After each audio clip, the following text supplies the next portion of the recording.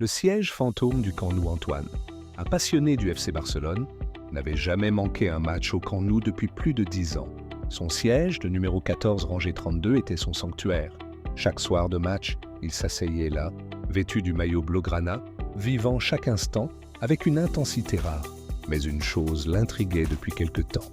Juste à côté de lui, le siège 15 restait toujours vide. Peu importe l'affiche ou l'importance du match, personne ne s'y asseyait. Pourtant, il n'était ni réservé ni bloqué. Un soir de Classico contre le Real Madrid, alors que l'ambiance était à son paroxysme, Antoine sentit soudain un frisson glacé parcourir son dos.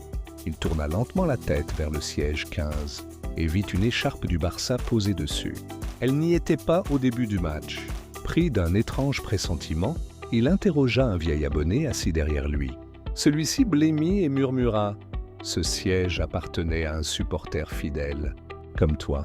Il venait toujours, jusqu'à ce tragique soir de 1999. Il est mort en rentrant du stade, victime d'un accident. Mais certains disent qu'il revient à chaque Classico. » Antoine sentit son cœur s'emballer.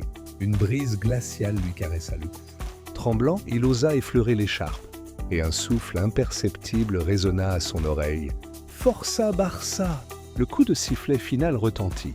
Le Barça avait gagné, mais Antoine ne put jamais oublier cette nuit où un mystérieux fan avait, semble-t-il, fêté la victoire à ses côtés. Le visiteur de minuit. Par une nuit brumeuse, Thomas, un écrivain en quête d'inspiration, s'installa dans une vieille maison isolée qu'il avait louée pour l'occasion. Les habitants du village voisin l'avaient mis en garde. Personne ne restait jamais longtemps dans cette demeure. Mais Thomas n'était pas du genre à croire aux légendes locales. Le premier soir, alors qu'il écrivait près de la cheminée, un bruit sourd retentit à la porte. Il jeta un coup d'œil à l'horloge. Minuit pile. Intrigué, il se leva et ouvrit la porte. Personne. Juste le vent qui s'engouffrait. Dans le couloir sombre, chaque nuit suivante, le même bruit se répétait, toujours à minuit. À chaque fois, la porte s'ouvrait sur un vide inquiétant. Un soir, il décida de tendre un piège. Il plaça de la farine devant la porte pour repérer d'éventuelles empreintes.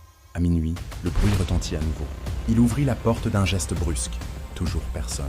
Mais lorsqu'il baissa les yeux, son cœur manqua un battement. Dans la farine, des empreintes étaient bien visibles.